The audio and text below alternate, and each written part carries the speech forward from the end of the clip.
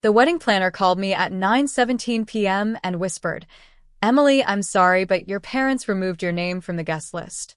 They don't want you at your sister's wedding tomorrow." I looked at the invitation sitting on my table and couldn't believe what I was hearing. After years of being the daughter who fixed problems, paid bills, and supported everyone's dreams, my own family decided I wasn't important enough to attend. But they made one mistake. They forgot who made their perfect wedding possible. The venue, the flowers, the catering, and every detail they were celebrating belonged to me. My name is Emily Carter, and I'm 29 years old. For most of my life, I was the person my family called whenever something went wrong. If someone needed help, I was there. If someone needed money, advice, or someone to solve a problem, my phone would be the first one they called. I used to think that was because they trusted me. I believed being the responsible daughter meant I was valued. But as I got older, I started realizing something painful. Sometimes people don't appreciate the person who always saves them. Sometimes they simply get comfortable with having someone who never says no. I grew up with my younger sister, Olivia Carter. We were only 2 years apart, but our lives always felt completely different. Olivia was the daughter everyone noticed. She was charming, outgoing, and always knew how to make people love her. At family gatherings, everyone wanted to hear about Olivia's plans, her achievements, and her dreams. I was different. I was quieter. I liked building things, creating solutions, and working toward goals without needing attention. My parents often described me as the practical one. At first, I thought that was a compliment. But over time, I realized it also meant they expected me to handle everything while Olivia received all the praise. When Olivia struggled in college, I helped her pay for books and expenses. When she needed advice about her career, I spent hours helping her prepare. When she had relationship problems, I was the person she called late at night. I never complained because she was my sister. I loved her. I always believed that one day, when she had everything she wanted, she would remember who stood beside her when nobody else did. Then Olivia announced she was getting married.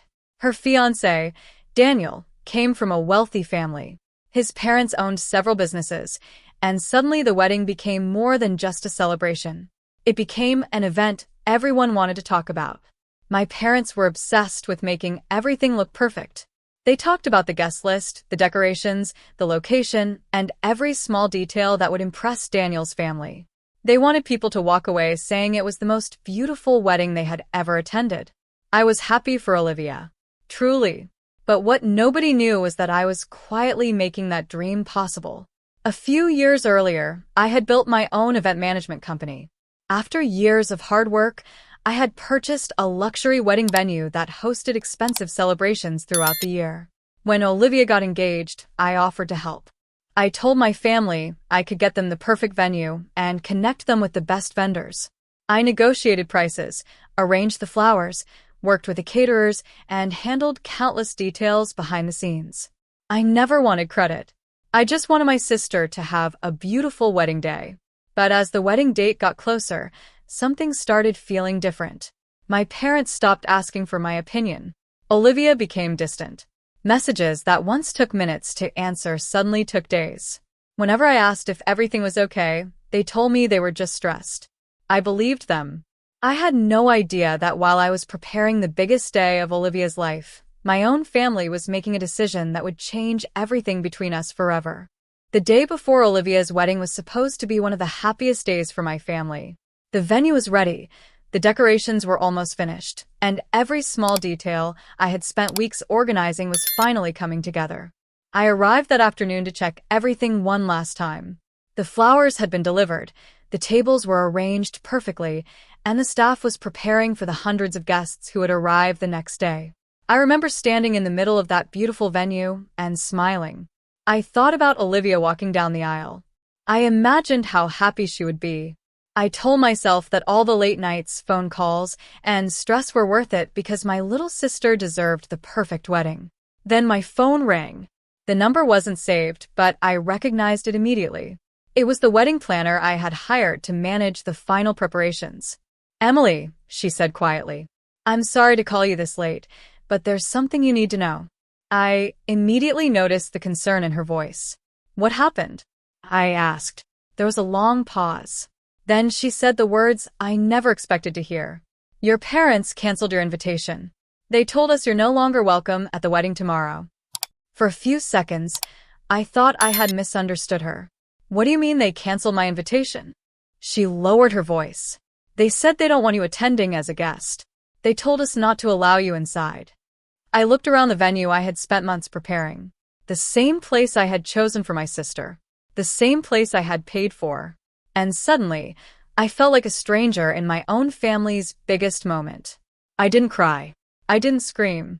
I just sat there quietly, trying to understand how the people I had spent my entire life helping could make a decision like this. I called my mother first. She answered casually, like nothing was wrong. Emily, what is it? I'm busy with wedding things. I took a deep breath. Mom, did you cancel my invitation? Silence. Not shock. Not confusion. Just silence. Then she said, we thought it would be better this way. Better for who? She sighed. Emily, this wedding is important. Daniel's family will be there. We need everything to look right. I couldn't believe what I was hearing. What does that mean? She hesitated before saying, sometimes you don't understand how things appear. That sentence hurt more than I expected. After everything I had done, my own mother was worried that I would make them look bad. I called Olivia next. I wanted to believe she didn't know. I wanted to believe my parents made this decision without telling her. But when she answered, her silence told me everything. You knew, I whispered. Emily, you knew they removed me from the wedding. She didn't deny it. I just didn't want drama before my big day. Drama. That was what my pain had become. I closed my eyes and remembered every time I had protected her, helped her, and stood beside her. Then I calmly said, don't worry, Olivia. I won't ruin your perfect day. I ended the call. But before I left the venue, the wedding planner asked me one question. What should we do about tomorrow? I looked around at everything I had created. The flowers, the decorations, the catering, the venue. Then I smiled slightly. Keep everything exactly the same, I said. She sounded confused. Are you sure? Yes. I paused for a moment. But tomorrow morning, I'm going to make one change. Because they thought they had removed me from their celebration. They had no idea they were standing inside something that belonged to me. The next morning, I woke up before sunrise. For the first time in my life, I wasn't getting ready as the bride's sister. I was getting ready as the owner of the venue everyone was about to celebrate in. I put on a simple navy blue dress, tied my hair back, and drove to the property before the staff arrived. As I walked through the entrance, every employee greeted me with a smile. Good morning, Miss Carter. Morning, Emily. Everything was exactly where it should be. The flowers looked beautiful. The ceremony arch overlooked the lake just as Olivia had imagined. The reception hall sparkled beneath hundreds of warm lights. I stood there quietly for a moment. This wasn't just another wedding. It was months of planning, months of love, months of believing I was helping my family create one of the happiest days of their lives. Around 10 o'clock, guests began arriving. Luxury cars pulled into the parking lot one after another. Daniel's family stepped out dressed elegantly. My parents stood near the entrance, proudly welcoming everyone as if this perfect day had come together effortlessly. No one noticed me. That was fine. I wasn't there to steal anyone's spotlight. I simply wanted to make sure everything happened exactly as promised. About 30 minutes before the ceremony, the wedding planner hurried toward my parents with a contract folder in her hands. Mr. and Mrs. Carter, she said politely, there's one final authorization we need before the ceremony begins. My father looked annoyed. What authorization? Everything was already signed. It requires the venue owner's approval. We've already paid for everything, my mother replied. The planner smiled professionally. Actually, this venue wasn't rented in the traditional way. My parents exchanged confused looks. What do you mean? My father asked. The planner turned toward me. The owner is Ms. Emily Carter. Every conversation nearby seemed to stop. My parents slowly turned around. Olivia, standing only a few feet away in her wedding gown, stared at me with wide eyes. My father blinked twice. You own this venue? I nodded. Yes. For how long? 3 years. His face lost all color. My mother whispered, "Why didn't you ever tell us?" I looked around the beautiful property before answering. Because I never wanted recognition. I looked directly at Olivia. I only wanted my sister to have the wedding she'd always dreamed about. The silence became almost unbearable.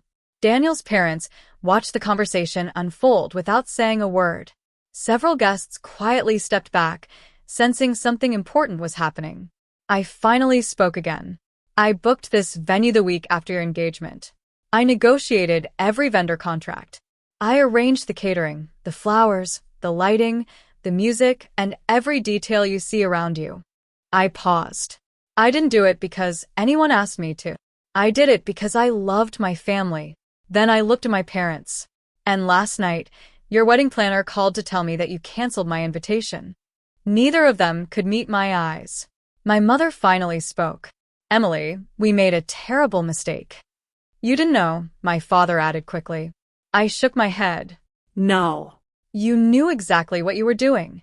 You decided I didn't belong here before you ever knew who owned this place." Olivia slowly walked toward me, tears already filling her eyes. "I was wrong," she whispered. "I thought keeping everyone happy meant agreeing with Mom and Dad." I gave her a sad smile. No, Olivia. Keeping peace by hurting someone who loves you isn't peace. It's simply another form of betrayal. She lowered her head. "I'm sorry." "I know," I answered softly. "And I truly hope you have a beautiful marriage." She looked surprised. "You're staying?" I smiled gently. No. "I wasn't welcome as your sister yesterday. I won't stay today just because you discovered what I own." I turned toward the wedding planner. "Everything has already been paid for. The ceremony should continue exactly as planned." Then I looked at my parents one last time. The venue was my gift. My love was free. But from today forward, my self-respect isn't. Without another word, I walked toward the exit. As I reached my car, I heard the music begin inside the venue. Olivia got her perfect wedding. And for the first time in years, I finally chose myself.